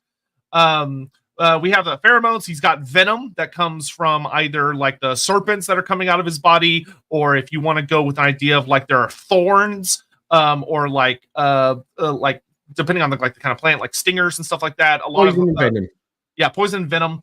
One of the ideas that one of the ideas we really, really loved is that he's almost like a living idol, a living god of that. He's covered in gifts and tattoos and offerings that have been made to him over millennia, or at least centuries, by this cult that worships him, where he's just been sitting there and people have just been adding and drawing on him and adding to him, making him appear more and more divine, to the point that if you were to see him, you could mistake him as a statue that had been carved in and people had like added to over the course of their history, not realizing that no, he's alive. He is a living entity that's just been sitting there for so long. The extreme annoy being the keyword of the day. Ennui, yeah. The more you know, coming across the screen for this character of Ennui is the theme. It is the thing you have to grasp onto with everything in your being to really make this character stand out as something really unique and different for Slaanesh. And avoid the very huge traps that are laying around it, where that can allow you to accidentally spin in a different direction. Ennui, I'm gonna be honest, it's difficult to write. It's difficult to storytell about if you're not careful. It's really, really easy to accidentally step out of it. And then for his mount, because we include mount notes about him, he rides a big old forest spirit. Calling it a forest spirit is a little simplified, but because we kind of talked about whether it could be one forest spirit or it's like a collection of forest spirits that have kind of been like forcefully bound together in some way to serve as sort of a throne for him. You could play it either way. I recall, wasn't this something that it binds together after it starts moving? So it gets carried in and it that's something that we talked about, is that he acquires the mount really early in the story. He doesn't start the story with it, but he gets it early in the story. Yeah, because to begin, he's basically a war altar. Mm-hmm. And then we go to the next he basically has two phases of characterdom, three really. Phase number one is he's a war altar, which is carried in, and he does not move, he does not fight, but the magic and everything that it is, the essence of it, envelops everything around. Then when it has purpose, because this brother eventually has its own purpose and marches through the good old wood elf forests, there it attracts, uses, perverts, and just literally repurposes a bunch of spirits, which it wraps up and allows it to go wherever it wants to go. But again, still, it's not moving until eventually we hit its third part, which is at the end when it actually tears itself free from the war altar that it's carried on. Yep. So here we have some notes about some ideas that we had about the character, of that until quite literally a good portion of the way through the story, he doesn't give a shit about the throne. That he just doesn't care. And he only does care at the very end, essentially, where he finally gets motivated enough to physically move himself. But until then, it's those around him that are inspired to move him. Forces that are near him being the ones that are compelled to take him on the move, which is fun because he literally gets forced into participating in the story, despite the fact he could easily stop it if he really wanted to, but he just doesn't care. But then at the end, he does care. He does reach a point where he finally sort of wakes up, in a sense. So we talk about one of the things that makes this character really fun is the idea that he denies Slaanesh. That Slaanesh, that he reached a point in his saga where he attained a form of perfection by indulging and kind of mastering the 6 circles of Slaanesh. But then when he gets to the end of it all, he's just kind of like, Slaanesh tries to offer him a raise to demonhood, and me and Andy spent a good while talking about what reasons he would have for denying that, of rejecting it, of realizing that demonhood can, in many ways, is a trap, and going, no, I don't want this, I don't desire this. But Slaanesh, like many gods, does not take rejection well. Yeah, totally. I particularly like this aspect of them because each one of them has a different approach to the throne. And the throne effectively represents ascension into demon princehood. The point when they take that step and ascend into the next realm of existence.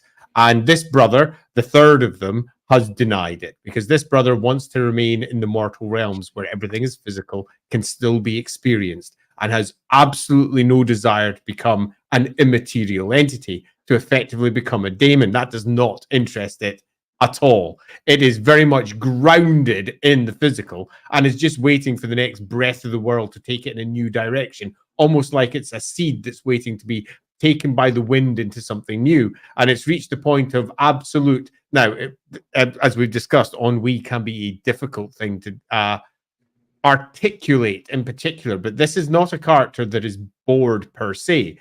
Or has reached the point of absolute dulldom, so to speak. If that was the case, then the experience of what may lie beyond would interest it.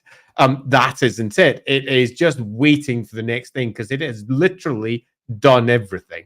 This is a character that has killed everything, experienced everything, tried everything, and has reached the point of, in some respects, satisfaction for everything that's experienced so far, and is waiting for that new something. And it will take centuries potentially before it eventually moves. And in many respects, it's what will cause it to move that the story is about, because ultimately it gets offered something that causes it to move. Yeah. So once again, like I said, that writing ennui is difficult. Ignore the board. That's not a good. It kind of works, but that's not. I mean, in a very particular sense of that he's just waiting. Yeah, quite. But the idea that he cannot die as punishment until he gets to the end of his story here. Of the idea, I especially like with him, of you don't go the typical route of thinking, oh, well, he can't die, so he regenerates. Of no, that his body like takes the damage and doesn't repair. He just doesn't die. That he is difficult to wound. It's extremely difficult to get anywhere near him. But even if you do land a blow on him, he doesn't care. You know, that allows you to have like these really iconic scenes, which we'll talk about kind of in the next slide, of if like he fights Orion, and Orion like throws his legendary spear and it just slams into him where his heart is, and he just doesn't care. Like he's just indifferent to it. Yeah, the cannot die part is, I think, it's the fun part of the character, because death in and of itself, the transition from one state to another, is an experience that it cannot experience, and that upsets it, because there is this great thing that it cannot do. Ascension is almost the exact opposite. It's removing itself from all experiences to become a thing that lies beyond and no longer has its mortal sensations. In some respects, it wants to die just to see, and can't. Slaanesh, because he was turned down, is very upset, and the whole immortality thrust upon him so that he can just sit and contemplate everything that he has done wrong and should have just ascended. God damn it! Is fun aspect of the card. Good old Slaanesh. If I can't have you, no, I can. Then we have this. So this is something that we talked about with the character that ended up becoming way more fun than I initially thought it would be. Of that, this brother, it's surrounded by descendants, worshippers, people that have approached this entity and go through a ritual that allows them to, fornicate with it, or and have children of like women throwing themselves at the statue, men throwing themselves at the statue, and it has all these descendants that it is the most passive father that has ever fathered the face of the universe, where it was never involved. It is a living effigy. It is a living god. Don't try and think of this one as oh, well, this is a weird Chaos Champion. No, it's not Chaos Champion. This is quite literally one of the weirder gods of the Warhammer world. And it is directly impacting the Warhammer world. It is an immortal entity that is bluntly extraordinarily powerful. When it was alive, there was nothing that could face it and survive. But it got bored. It didn't even challenge some things. It moved on to the next thing. It was always seeking the next experience. If you're looking for a single word, rather than ennui, the one that's probably best landing on is jaded. It has become jaded with each experience. And once it's done it once, it doesn't necessarily want to do it again. It wants to move on to the next thing and the next thing and the next thing. It's very Slanesh in that regard. Quickly grows bored of the thing that it's done and is looking for the thing it can do next. And that, in many respects, defines its character. And it is surrounded by a cult that predates Bretonnia. It is an old cult. It has been in Bretonnia for a long time. Yeah, which ties into the next point here of that you have this character that ties back very deeply into the beliefs and mythologies of Bretonnia. You could play around with this idea of, especially because Bretonnia has kind of in some ways ended up on such a joke of like, they just worship an elf god, and end times pulled some stupid shenanigans and stuff. This gives the ability to throw a really big wrench into it and make the origins of Bretonnia a bit more interesting, spice it up a little more, add in a darker flair to give Bretonnia a more suspicious background of having people that believe that this entity, maybe this entity is truly the Lady of the Lake, or maybe this was one of Gilles' original companions, or like you have all these weird beliefs about this creature. And then when you tell the stories of like Gilles and his companions of as the writer leaving breadcrumbs in of how did they deal with this thing, if they dealt with it, did they acknowledge it as a divine entity that they should make offerings to? Is like one of the offerings around him something that belonged to one of the 12 companions of Gilles Le Breton, which could add a really like a spicy drama type situation? Are there people that's you have some of his followers you could play around with are quite literally loyal Bretonians that think he's a Grow relic, and they deeply strongly believe that and refuse to be shaken on that belief, whereas there are others of Bretonnia that look on him and say, oh no, this is an abomination, which is really, really fun, especially as you're building up into the end times with the TAMURKHAN'S story. The big thing that ends up happening to Bretonnia at the end times that you could lean into with this is Bretonnia breaks down into civil war of that all the kingdoms just fall apart with each other, which in the end times obviously purely revolves around Malabad and Lewin, but this could add some extra flair and extra explanation for why the unity of Bretonnia is so weak, is the discovery of this thing. Yeah, and then just to ground it, it's down in Canel, which is down in the southeast of Bretonnia, directly related to the royal line of Canel, which is always believed to be magical, often because of its close relation to Athelloren. But in this particular building, it's because it also carries the blood of an ancient god within it. So part of this telling would be that possibly it is the source of the Lady of the Lake myths, because the Lady of the Lake myths are really old, far older than the foundation of Bretonnia. And on top of that, it's possible that Ladriel, assuming you run with this story, took that and went, this is awful, and changed it to her own ways, and effectively rode on top of the existing myths that sat there, myths that were actually founded in an old, jaded chaos god, and using chaos against chaos in a classic fashion, as is often the case for great deceivers. So we also have something that fits in with the character of the elven god Ladriel as well, which is potentially super fun. So there's lots of different ways that it could be used, but in terms of how it'd be presented in the book, it would almost certainly be lots of side boxes showing lots of different myths, all of which could be potentially attributed to the Slanesh brother in a Yeah, you know variety what? of different ways. One thing I think of is that because he is kind of he's jaded to the extent that you wouldn't necessarily get a lot of action from him. Though we talked about one of the mutations that he would have that would be really fun is that he quite literally has certain sycophants or followers that are attached to him. Quite literally, like they've melded into him in a way. So they're like people attached to tentacles or like melded into his throne that speak for him. Even though they don't actually know what he's thinking, but they like argue amongst themselves, which allows us to have like a really hilarious Skaven character involved. Yes. But one of the things that I think would work really, really well as a character in the story that you follow, who I think would actually work really fun as an antagonist to the Slanesh brother that is like tracking it and trying to kill it throughout the story, is a Bretonnian Grail Knight who is a descendant of it, who is questioning.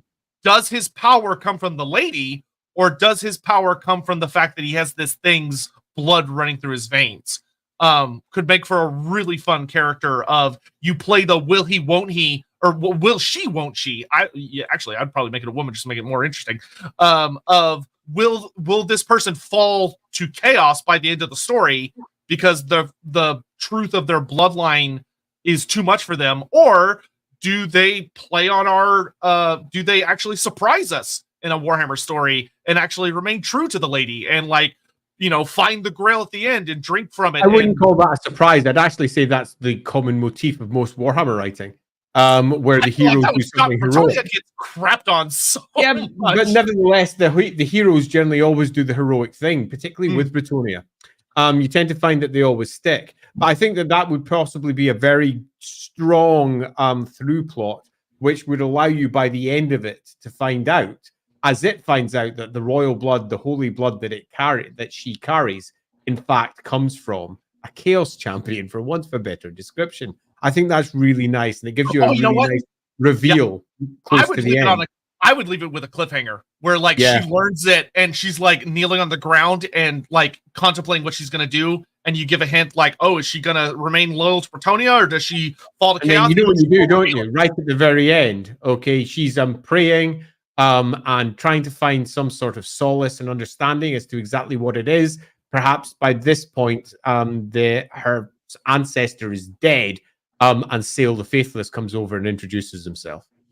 So that would tie Sale into this particular plot. So we don't have Sale being one of the characters through it at all. Sale is the one that comes at the end with the twist, and I'm now going to pick up the immortal descendant, this Grail Knight, and bring her towards the finale. Yeah, you could either do that, or I could also see a reveal that Sale is like talking to one of the attachments, like maybe the Skaven attachment to the Slanesh brother that's been really pushing for this path of aggression the entire storyline. As I recall, didn't we have some sort of chronicler of it being one of the primary voice pieces throughout? Not this character. There is a chronicler, but he shows up at the next storyline.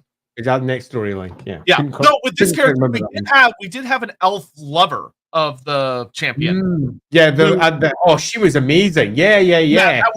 She was like a character that is not attached to the Slanesh champion, so gives like a very different perspective. Yeah, one of the anointed. Yeah, one of the Dark Elf anointed. Yeah. One of the anointed. Yeah, love that. All right, and strictly speaking, not a dark elf because predates the concept of dark elf. Yeah, which would be great because people would be like, oh, and that would be a fun aspect is one of the characters being like, you're one of those Druki from Naggaroth, and them being like, no, I predate such squabbling children. Yeah, indeed. It's like I was already ancient when they were bickering among themselves, dumb bunch of shits. But anyway, so here we have, I should have included a question mark here of dies or something happens to this brother in the finale at the Cave of Urson. Yes, because we had to go up through it. I can't believe I remembered so little of this one. We had to go up through Albion, taken up there by a dark emissary. Who was responsible for moving? Oh yeah, just wait till you see the weird map this one ended up with. yeah, super fun. I'm interested to see how you do the map as it moves through the roots of the world. Yeah, poor Hawk got to deal with that conundrum. I was like, I don't know how you do it, but the dark chemistry is responsible for making it shift. Yes, and of course that's the idea of like you could have Sael revealed as a dark emissary, or it could just be a completely independent character. So we have the finale takes place at the Cave of Ursun. Then looking at the army, the Slanesh Brother, it utilizes an army heavily focused on corrupted mortals and spirits. Yep. Which works really, really well. So you get to take some. This could work really fun because it allows for you to create new miniatures while also encouraging people to take older miniatures from like the Bretonnian Empire or Wood Elf ranges, and then to play around with the minis to make new kinds of units because they're all corrupted by Slanesh and stuff. But it's a moral corruption or a spiritual corruption as opposed to the physical corruption of Nurgle that we saw with TAMURKHAN. A really big fun thing that makes the Slanesh Brother unique compared to the others is that the Slanesh Brother actually gets to face off against some named characters. There will also be new characters alongside them, but faces off against Tsar Boris and Ursun in the finale at Kislev, where you have the Battle of the River Lensk, which is really fun. The reason for this was because we were looking at by this point you've got a shtick in place. We're now on to the third book. So you're trying to mix things up so it's not just another one. Now you're trying to bring in new customers as well. So that's when we start dialing in a little bit harder on some of the existing Warhammer stuff, but presenting alternative armies. So we get a Wild Hunt army for Orion as they move into Bretonnia. When we move over to Kislev didn't at this point even have an army, let's be honest. It hadn't had one since like so they get the full chaos they get the full attention, and Tsar Boris leads it. So even though Tsar Boris is a character that we might consider as a named character, at this point very much not so. Tsar Boris is way off on the side in the periphery, so we can go to town with the Kislevites, which is super fun. Yeah, so you get a new Tsar Boris mini, along with just lots of fun, really cool Kislev units, new ice witches, a bunch of barrel riders, all that crazy shit. Orion with his Wild Hunt at the start of the story. And then, so Red Duke, question mark. So when I was going through the stories, I realized vampire counts don't really get to play much of a big theme. We'll talk about this a little bit with the Slanesh Brother. So one of the things that you could potentially do if you're looking to, because one of the things that I actually noticed that was a problem for the Slanesh Brother is that his route on land is really short. It is because he uses like essentially the path, the world routes to get to Albion, and then Albion he treks across the ocean to Norska. But overall, like it's a really short journey. So something to draw it out a little bit that would add for like a couple of extra battles would be that instead of necessarily starting in Quenelles, you could start it in the Forest of Arden, which is a forest that has like a really interesting reputation in Bretonnia in that it was a sacred place, and then it was not sacred, and then it was sacred again, and it has this really interesting long storyline, and there are a lot of other characters there, one of whom being the Red Duke. So you can have the vampire counts make an appearance as a potential antagonist of one of the of a fight that happens as they're moving across Bretonnia after Orion strikes into the Forest of Arden drawn to this. Or you could still have that the Red Duke is an inciting incident, and as the vampire counts are raising up in preparation for the end times, and then as they're moving south into Quenelles, that's when they clash with the Wild Hunt. It's a potential proposal. I don't think it's necessarily needs to be used, but it's an idea. So what you're really wanting there is a nice story. And simply the story appears to be at the moment, we got no vampires, let's have vampires, yay! Which is rarely a good reason to include anything. However, the very concept of what it is I think very closely tied to potentially the Blood Dragons. In that they're always looking to drink down. Oh yeah, I didn't think of that. So if you're wanting to include a different line that's very rarely discussed or even used, the Blood Dragons are often forgotten. They're that line that they've got that they don't use very often. And it's all Karsteins, Lamians, and then a little bit of extra Necrarch action on the side, or perhaps a Strigoi or two. So perhaps using the Blood Dragons might be a nice way to tie this in. They're looking to suck him down, which of course goes very well with Slanesh. Beyond the terrible jokes that we could build with that, which almost certainly could be very carefully wended into the text in such a fashion that someone would go, I can't believe they wrote that without it looking like you wrote that.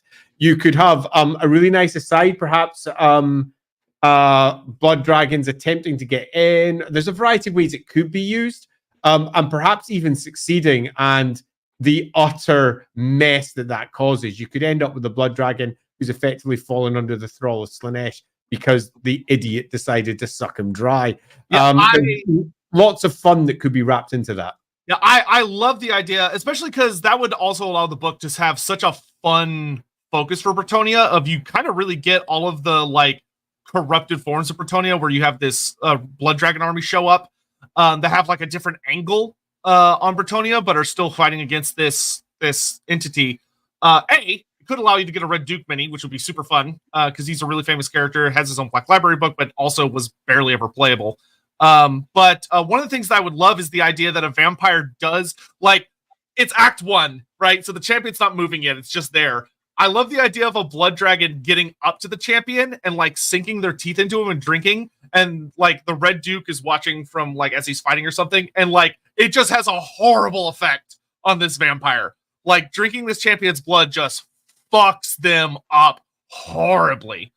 I mean, it could even be a potential instigating moment. What does it take to make the ancient champion stir? What does it take to reach the point where the Dark Emissary can talk to it? So the Dark Emissary may have manipulated the army into this place in an attempt to try and get it awake, so the Emissary can then come forward and speak with it.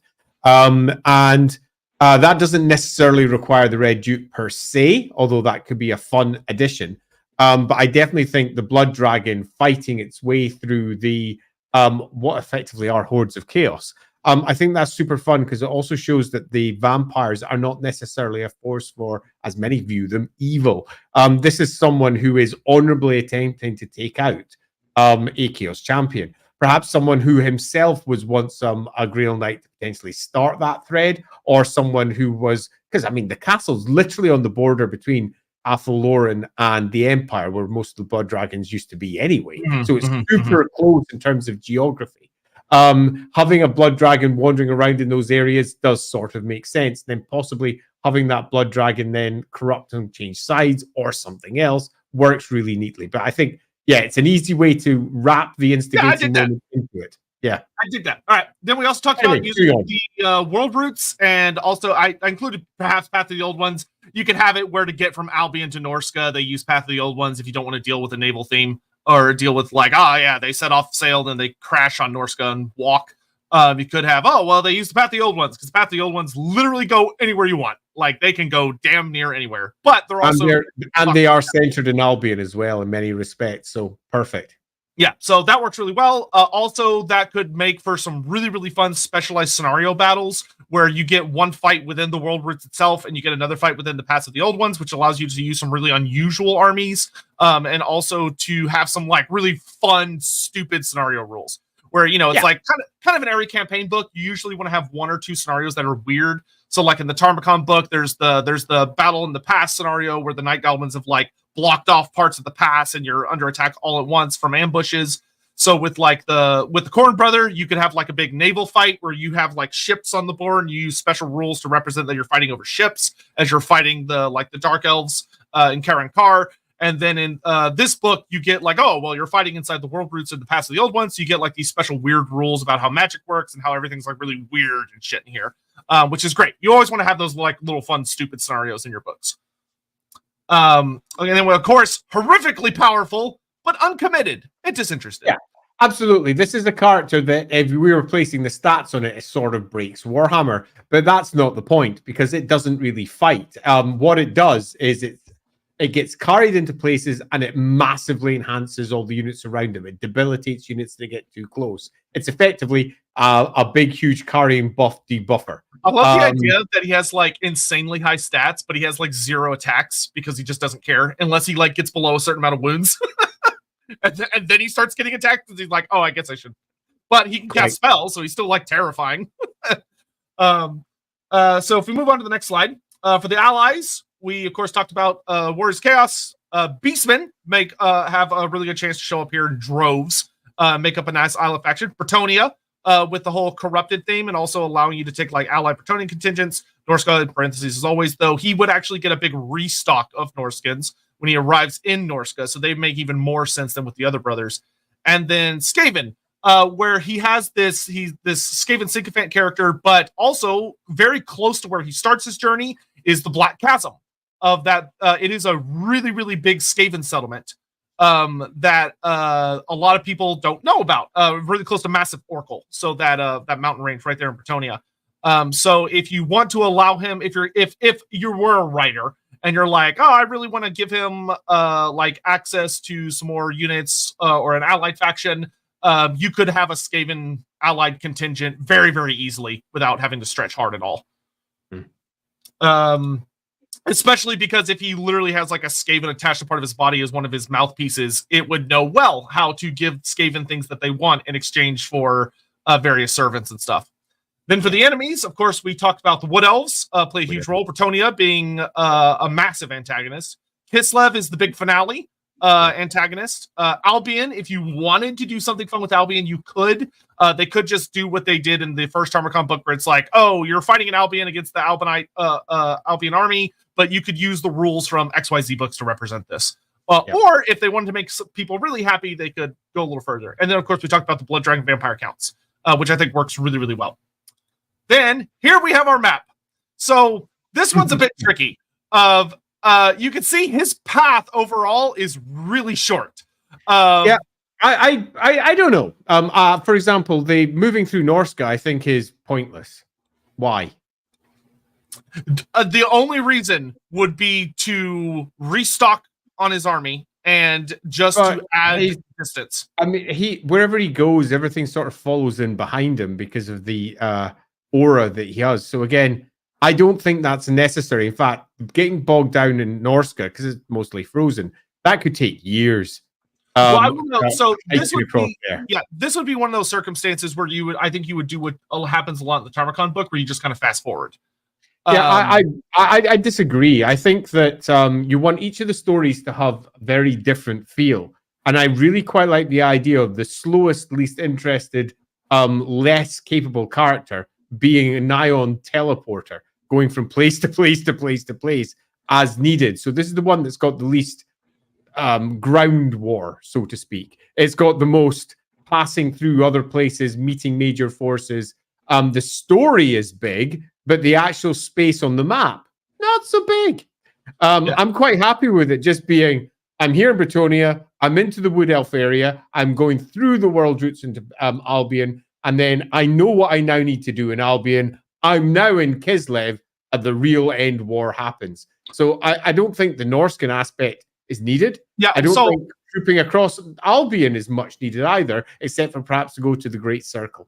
Yeah, I think the strength that could be done with that would be, it would allow the Bretonnia segment to be a much bigger part of the story. Yeah, agreed. Of that, instead of it being like TAMURKHAN, where he travels, and the Corn Brother, where they travel these insanely long distances, and you get a fight every once in a while pip of that. This guy, almost every step he takes is just fight, like huge fights to get across small amounts of territory, but you're able to pop to where you need to go. Really reinforces the nature of the character. This character is, by its very nature, the epic one.